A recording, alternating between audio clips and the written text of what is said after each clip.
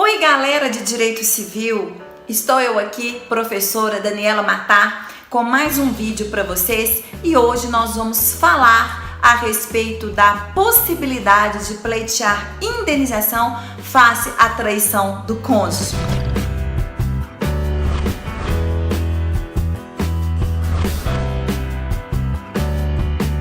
Bom, Daniela, eu tenho visto muitas notícias, eu tenho visto muitos julgados acerca desta possibilidade. Portanto, galera, é um tema hoje que merece destaque, é um tema hoje que merece discussões, questionamentos a respeito dessa possibilidade ou não. É um tema que está na seara entre a responsabilidade civil e entre o direito de família, fazendo essa multidisciplinariedade entre essas duas disciplinas tão relevantes para o direito civil. Galera, eu vou me ater à legislação, tá? Seca, para que a gente possa fazer comentários a respeito desse tema. Para quem não viu, para quem não assistiu às minhas aulas de responsabilidade civil, vai lá na minha playlist, coloca lá responsabilidade civil e acesse as minhas aulas a respeito de responsabilidade civil para que possa ter mais uma noção, mais uma condução do que a gente vai falar sobre responsabilidade civil. Na minha playlist também tem muitas aulas a respeito do direito de família, inclusive desse tema dos deveres do cônjuge, que eu vou falar aqui agora, que vocês possam então acione, tá? Verifiquem aí e vem comigo nesse momento. Então, olha só, nesse momento eu vou ficar por conta de verificar os dispositivos legais que abordam tanto o assunto da responsabilidade civil quanto da traição do cônjuge, tá bom? Pra gente saber se tem direito ou não, como que funciona, como que está sendo as questões dos julgados nesse momento, tá bom, galera? Para começar, a gente tem um artigo 186 do Código Civil. O que esse artigo 186 fala pra gente? Ele conceitua ato ilícito. Então, ato ilícito, ele viria de toda uma conduta humana, conduta essa omissiva ou comissiva, que acontece de forma voluntária, negligente ou imprudente, que contraria o direito, que contraria a norma e que vem ocasionar dano a outrem. Então, todas as vezes que eu tenho 4 elementos, eu tenho a conduta humana, seja ela uma ação ou omissão, eu tenho que essa ação e omissão diretamente ela ocasiona o dano. Então, eu tenho 3 elementos. Eu tenho a ação e omissão, eu tenho o dano e para que aconteça essa ação ou omissão em relação a esse dano, eu tenho um terceiro elemento que é chamado de nexo de causalidade ou nexo causal, sendo então que eu tenho que comprovar a culpa daquele sujeito. Quando eu falo em comprovação de culpa, eu estou diante de uma teoria subjetiva. Quando eu não preciso dessa comprovação de culpa, eu estou diante da teoria objetiva. Se os senhores quiserem saber mais sobre teoria subjetiva e objetiva, vai lá na aula, playlist Responsabilidade Civil, que os senhores vão encontrar. Então, bom, a conceituação de ato ilícito encontra-se no artigo 186 do Código Civil. Eu tenho outro dispositivo legal, o 927. O que o 927 ele fala pra gente? Que todo aquele que comete ato ilícito, ele deve indenizar. Por que ele deve indenizar, pessoal? Porque nós só podemos fazer aquilo que o direito permite ou aquilo que o direito não proíbe. Então, se eu realizo uma norma contrária ao direito, eu estou realizando um ato ilícito. E esse ato ilícito, então, ocasionando dano a outrem, ainda que exclusivamente moral, ele tem que indenizar. Então, o artigo 186, juntamente com o artigo 927, ele traz a possibilidade, então, de pleitear indenização ao Poder Judiciário toda vez que determinado indivíduo foi acometido por um ato ilícito que foi realizado por outrem e que esse ato gerou dano a essa pessoa. Então, comete ato ilícito. E eu tenho um artigo 944 que fala, então, que a indenização ela mede-se pelo dano. Então, quanto maior a extensão do dano, maior a indenização será pleiteada. Então, veja, responsabilidade civil, nós estamos trabalhando com os artigos 186, 927, e o 944.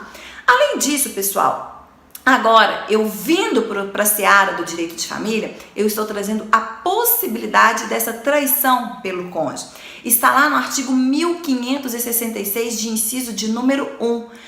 Competem aos cônjuges, e aí eu faço uma interpretação extensiva, compete aos genitores, compete aos companheiros, inciso de número 1, fidelidade recíproca. Então compete aos cônjuges, competem aos companheiros serem fiéis. Está na nossa legislação, está no nosso Código Civil esse dispositivo. Então veja só, aquele que contraria a norma e que ocasiona dano a outrem comete ato ilícito, então, portanto, dever de reparar. Pelo nosso dispositivo, é legal, é justo, é lícito aquele cônjuge que sofreu a traição pleitear em juízo e indenização face ao dano moral que ele veio a sofrer. Lembrando que nós temos os dispositivos dos artigos 5º da Constituição Federal, que consagra os nossos direitos fundamentais, direitos esses que têm que ser invioláveis, direito à honra, direito à imagem. Toda vez que nossa honra, toda vez que nossa imagem ela foi ferida, cabe indenização por danos morais. Então percebam que nós temos isso no nosso artigo 5º. Além disso, nós temos o artigo 226 da Constituição Federal, que traz a família como base dessa sociedade. Então percebam que a família é uma instituição, ela é uma entidade protegida pelo Estado.